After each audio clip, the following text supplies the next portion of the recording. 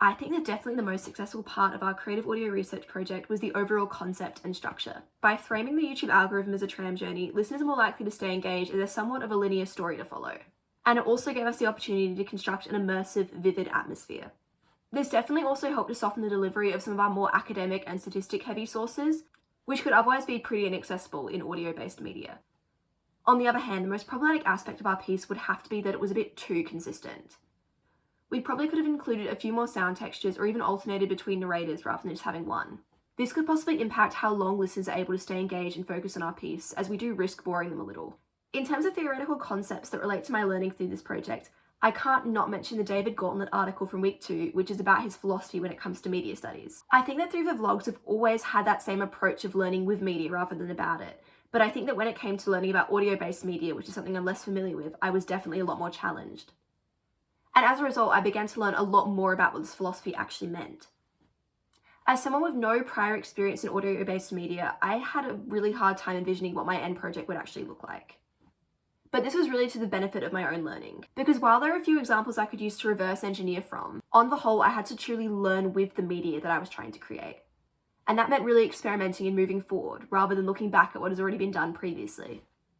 In my opinion, the most important affordance of audio-based media is how practitioners are able to build setting and character in a way that is vivid, but also ultimately relies on what the audience is already familiar with. I think there's a real intimacy that's unlocked when this happens, as depending on your subject matter, there's a chance your audience will imagine and relate your media back to what's deeply personal to them. In terms of our own project, most of our audience will have likely taken the tram before, and so when our narration describes what's around them, they construct an image based on their own real past events. Visual media can show footage and images that remind the audience of their own life, but I feel as though audio-based media seeks to actively engage past memory in a far more lucid way. The most vital thing I learned about collaboration was ironically something I didn't do. The tram concept was my idea, and when I brought it to my group, I really didn't explain it well enough or pitch to them the value it would bring to our project, so they didn't entirely understand it at first. Since I couldn't clearly pitch my vision to them, it meant that I bore the majority of the scriptwriting responsibilities, which was exhausting. I don't blame my group at all of this. They had a lot of faith in me and they took a risk by agreeing to something that they weren't 100% across on. But if I had taken the time to articulate myself a bit more in the beginning, the division of the work would have been a lot more efficient. I think the most valuable feedback our group received when presenting the rough cuts was to include more pauses in our narration and create moments where our audience could just marinate in what we were actually saying. I think that once this feedback was incorporated, our piece felt a lot more polished and our information and arguments felt a lot more digestible.